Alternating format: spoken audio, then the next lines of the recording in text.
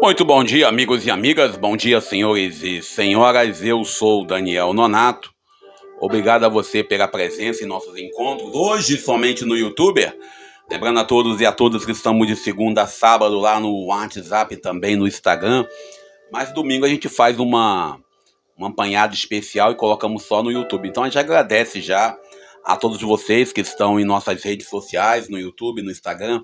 Lembrando que no Instagram é @denonato. Então a sua presença aqui em nossa rede, em nosso canal do YouTube é muito importante. Lembrando que temos uma semana dos reeleitos e também dos eleitos, ou daqueles que vão para o segundo turno. E o interessante é que durante a semana somos brasileiros. O brasileiro não perde a chance de fazer uma piada, né? Eu recebi algumas piadinhas de alguns amigos, né? Tá vendo? Não falei pra você? A gente às vezes confunde o campo da política com o campo, vamos dizer assim, do jogo de futebol, da torcida. A gente tem que escolher, né? Não baseado na torcida. Ah, não. Eu ouvi um camarada falando, não, eu votei no candidato X porque eu vi que ele ia ganhar. E eu não voto em perdedores. O outro falou, não, eu vou dividir voto pra quê? Já sei que fulano ia ganhar. A gente tem uma mania de achar que, não, vou na maioria. Não é bem assim que funciona. Talvez no futebol, talvez em jogo de basquete, talvez em jogos que você vê por aí, que não vai repercutir em nada em nossas vidas, nós, talvez, alguns vão encarneirando pela maioria, né? Quer ver um exemplo? Você vê na década de 70, uma das maiores torcidas do Brasil era a torcida do Botafogo. Por quê? Porque o time do Botafogo era a base da seleção brasileira. Pronto. Esse é o fato. Mas devido aos tempos, né, o Botafogo foi campeão só em 1907, aí a gente, 1910, 1907, agora não lembro o certo o hino, a gente vai vendo que a torcida vai diminuindo. Também o Fluminense que foi um dos times base do Flamengo também, quando ele surgiu, ele era um grande time. Hoje é um time que cabe, sem querer ofender, não me processo por causa disso, que cabe no Fusquinha. Mas com tudo isso, a gente não pode nunca fazer nossas escolhas políticas baseadas em torcidas ou pesquisas. Mas, contudo, houve a vitória de alguns e a derrota de outros, porque, como diz a filósofa, né, uns vão ganhar, outros vão perder, outros vão ganhar, mas no final todos vão ganhar e todos vão perder. E, na verdade, todos ganharam, porque a democracia é baseada nisso. O interessante é que o maior partido em vitória aqui no Rio de Janeiro foi o PL de Jair Mentiga Bolsonaro. E no Brasil, o maior vencedor em matéria de prefeituras foi o PSD, né? O PSD, o partido do Kassab. A gente observa bem que há da nossa parte, eu falo da nossa parte como um todo, uma necessidade de discutir política, não política com P maiúsculo, mas uma política com P de pobreza, com P de outras coisas que podemos dizer. Porque a política ela não é a arte de gerar inimizade, mas é a arte de dialogar. Um deputado de direita, ele vai precisar dos votos da esquerda para aprovar algum projeto. Um deputado de esquerda precisa do voto da direita para aprovar alguns projetos. E sejamos sinceros, o voto da maioria. Talvez eu e você, talvez nós não percebamos o quanto se faz necessário vivermos plenamente esse ambiente da política também em nosso campo. Nós, que às vezes discordamos de alguns pontos de vista, devemos abrir os olhos para que não sejamos loucos ao ponto de apenas discordar por apenas discordar. Vou discordar porque eu quero discordar. E aí acaba gerando mais de conflito do que devíamos ter. E aí você acaba criando mais problemas do que soluções. E aí alguém vai dizer para mim, poxa, Daniel, mas você está me dizendo então que você não concorda com quem foi eleito? Não, não concordo. Eu não concordo baseado naquilo que eu vi nas pesquisas. Contudo, me cabe, e aí eu falo a você, já que eu fui um dos derrotados nas eleições, me cabe respeitar. E mesmo que eu tivesse ganho as eleições, me caberia como cidadão fiscalizar, vigiar, porque às vezes nós, eu falo nós porque acontece isso com todos nós às vezes falamos, no meu candidato ganhou, não interessa o que ele vai aprovar. Por exemplo, na minha cidade, há um projeto de lei que já foi aprovado, já tá até valendo, em que terceirizaram o cargo de porteiro, o cargo de merendeiro, o cargo de auxiliar administrativo nas escolas. E com todo o respeito. Eu mesmo, concordando com a esquerda, não vou concordar com isso nunca, porque isso é uma prática de privatização da educação. Começa por aí. Mas aqueles que votaram na atual gestora vai dizer, não, é isso que tá bom. A gente não pode ser louco, a gente não pode ser trouxa, desculpa a palavra trouxa é essa que eu vou usar, a gente não pode ser trouxa de sair concordando apenas por concordar.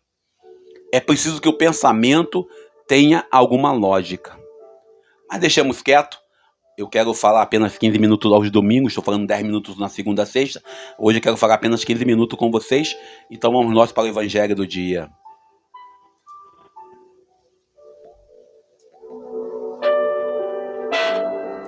O Evangelho de hoje é o Evangelho de Marcos, capítulo 10, versículo 17 ao 30. A primeira leitura, a leitura do livro de Sabedoria, capítulo 7, versículo 7 ao 11. O salmo é o Salmo 89, entre parênteses, 90. E o texto, a segunda leitura, podemos fazer de duas maneiras. Da maneira mais curta, Hebreus capítulo 4, versículo 12 ao 13. Ou da maneira mais longa, Hebreus capítulo 10, versículo 17 ao 27. O interessante é que a gente, quando pega esse evangelho, e eu digo a vocês com a certeza bem, Jesus primeiro ele está caminhando. E Jesus ainda continua caminhando em nosso meio. A liturgia desse domingo, do tempo comum, convida-nos a refletir sobre as nossas escolhas. As escolhas que fazemos. E nos exorta a não apenas nos guiarmos por valores humanos, valores perecíveis, valores que são encerrados. E nesse sentido, que eu recordo de um texto que eu li há muito tempo atrás, um texto que referente a Bill Gates, que foi um dos homens mais ricos do mundo, hoje acho que é o segundo mais rico, em que ele conta que ele ia para uma missão, uma viagem, e ele, toda vez que ele passava num certo local, e ele encontrava-se a diferença entre riqueza e ter dinheiro. Essa é a história. A gente, quando fala em ser rico, a gente pensa sempre em dinheiro. E a gente, quando fala em riqueza, a gente sempre pensa naqueles valores que podemos obter, valores financeiros, para ser mais exato. E Bill Gates, quando conta essa história, tem muito a ver com o evangelho de hoje. A gente tem que parar para analisar essa historieta de Bill Gates, e a gente, quando analisa ela, a gente vê claramente que a riqueza não está em patrimônios, não está no dinheiro que podemos acumular. E aí a pergunta que Bill Gates recebeu foi: há uma diferença entre há uma pessoa mais rica do que eu? E aí Gates disse que quando foi para Nova York, ele estava no aeroporto quando ele era mais pobre, e ele parou numa banca de jornal, num lugar de um jornaleiro, e ele foi comprar o jornal, mas descobriu que não tinha uma moeda no bolso. Mas o jornaleiro fez questão que ele levasse o jornal, porque sabia que as informações dos jornais, e aí a informação tem um valor, né? Era necessária para Bill Gates. E Bill Gates, ainda pobre, levou o jornal. Disse para ele: não, estou dando de graça esse jornal para você. E Bill Gates ficou assustado, mas aceitou o jornal de graça. Na outra vez, Bill Gates novamente, passando no mesmo aeroporto, novamente, na mesma situação. Ele não tem uma moeda para poder pagar o jornal. E o jornaleiro novamente diz: não, pode levar. Eu estou dando de graça. Eu não vou estar perdendo nada. E novamente, Bill Gates, por insistência daquele homem, levou o jornal. Depois de 20 anos, depois de 19 anos, depois de um tempo, Bill Gates ficou rico.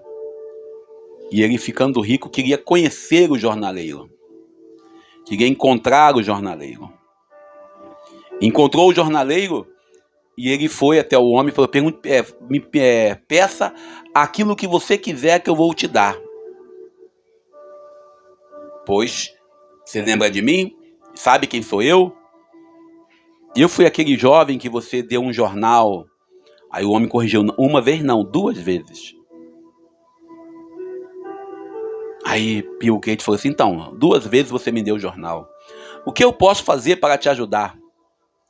Aí Bill Gates olhou para o homem olhou para Bill, falou: nada, você não pode me dar nada. Pois eu te ajudei a partir daquilo que eu tinha, a partir da minha realidade. Eu te ajudei daquilo que eu tinha, não daquilo que me sobrava. Não daquilo que era resto dos meus ganhos. A diferença entre ser rico e ser miserável, desculpe, mas a palavra é essa, é isso. Nós não podemos jamais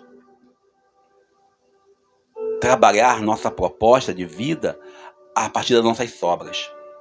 Esse jovem nesse evangelho de Marcos, nesse capítulo 10, 17 a 30, quando ele vai até Jesus e Jesus pergunta para ele o que ele quer, e ele fala que já faz tudo aquilo. Quantas vezes nós já dissemos: Jesus, eu já cumpro os mandamentos, eu já sigo a Bíblia, eu já leio a Bíblia, eu já tenho a minha vivência da palavra de Deus, eu faço tudo certinho, Senhor, eu faço tudo correto. E nós, às vezes, em comunidade, eu particularmente, às vezes, nas minhas interrogações, Jesus, quando fala para esse jovem para vender tudo e segui-lo, Jesus fala: olha, vamos acumular riqueza que vale a pena. Vamos buscar aquilo que vale a pena. Não basta você seguir os mandamentos. Não basta você apenas pregar na comunidade. Não basta apenas você pregar na internet. Não basta apenas você se fazer presente. É preciso participar. Participar da realidade do outro. A partir do outro. Por isso Jesus, quando coloca essas condições, Jesus não está cobrando nada além daquilo que é possível. Jesus disse: olha, vá à venda tudo, dê aos pobres, depois vem e segue-me. Nós estamos dispostos a abrir mão de tudo que temos para de fato seguir Jesus? Esse mês missionário, mês de outubro, mês missionário, também o mês do Outubro Rosa, nós somos convidados a olhar para esse jovem rico e entender. Quando Jesus fala: é mais difícil um rico se salvar, é mais fácil um camelo passar no buraco da agulha. Esse evangelho, quando fala isso, a gente fica assustado. Eu, particularmente, eu sempre falo isso, estava acostumado a imaginar como criança uma agulha, um buraco, uma agulha de costurar. Mas a gente vai descobrir que a agulha é uma passagem estreita, onde o camelo deveria se livrar de toda a carga para poder passar nessa agulha. Pedro, como sempre, abre a boca: nós deixamos tudo para seguir, Senhor. Jesus, quando traz para nós, dizendo que o que nós vamos receber, Jesus fala: em verdade, lá no versículo 29, eu vos digo, quem tiver deixado casa, irmão, irmãs, mãe, pai, filhos, campo por causa de mim e do evangelho, receberá 100 vezes mais agora, durante a vida. Mas a gente só lê até essa parte. Nós, vocacionados, chamados à missão, só lemos até essa parte. Versículo 30, Jesus completa: receberá 100 vezes mais agora durante esta vida. Casa, irmãos, irmãs, mães, filhos, campos, com perseguições.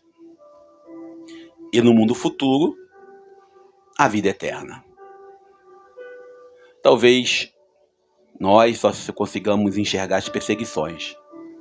Talvez nós só consigamos viver e entender a partir das nossas dores e sofrimentos da vida. O Evangelho de hoje nos convida a olhar o que nós estamos valorizando, aquilo que nós estamos buscando.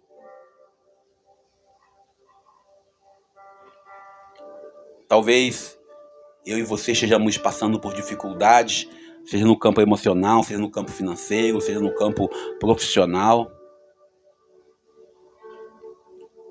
Mas o que nos interessa é como estamos vivendo esse Evangelho. Estamos nos apoiando naquilo que podemos ter, naquilo que temos, nas riquezas, no dinheiro, no poder, ou nos apoiamos naquilo que é mais importante, que é a riqueza de viver o Evangelho. Nós somos o Bill Gates, que quer dar a recompensa àquele homem, a partir das sobras que ele tem, aquele jornaleiro. Ou somos o jornaleiro que oferta, que entrega o jornal de graça, que oferta o jornal a partir da sua realidade, que oferta e entrega o jornal a partir da sua pobreza. E como diz a irmã Ângela, a irmã Conceição, Madre Conceição, no Mosteiro de Santa Clara, aqui em Nova Iguaçu, a alegria de poder ajudar do pobre é maior do que a do rico. Pois o pobre doa e ajuda a partir daquilo que tem. E o rico doa e ajuda a partir das suas sobras. E tudo aquilo que é sobra, certamente irá para o lixo. Por isso o Evangelho de hoje, a Boa Nova do Reino, nos convida a olharmos até que ponto nós estamos abrindo mão de nossa riqueza, do nosso status, para poder seguirmos Jesus. Que Deus possa nos abençoar, nos ajudar. Lembrando que as eleições aconteceram semana passada, alguns venceram, outros perderam. E aqui vai novamente aquele pensamento. O maior vencedor na democracia não é o candidato da direita ou da esquerda. O maior vencedor na democracia não é o candidato que eu votei e que eu apoiei.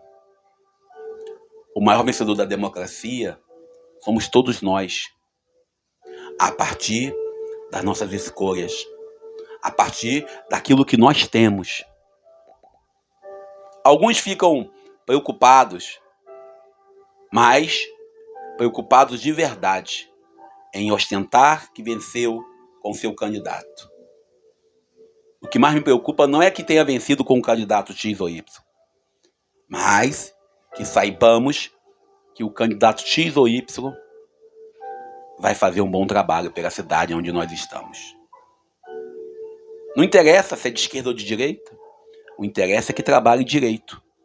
Direito na esquerda e na direita, no meio dos pobres e dos lascados, gerando dignidade para todo o povo. Não existe prefeito, não existe prefeita, não existe vereador desse grupo ou daquele grupo. O prefeito é da cidade, o vereador é da cidade. Deus nos abençoe e nos ajude, orando hoje pelos todos os políticos, todos aqueles que se botaram candidato, que puderam vencer, também orando por aqueles que colocaram o nome à disposição, pedindo que Deus nos abençoe e nos ajude para que possamos ser fiéis ao seu amor, para que sejamos não apenas mais um na fila do pão, mas mais um que pode ajudar com o pão. Eu sou Daniel Nonato. Bom dia! Feliz domingo!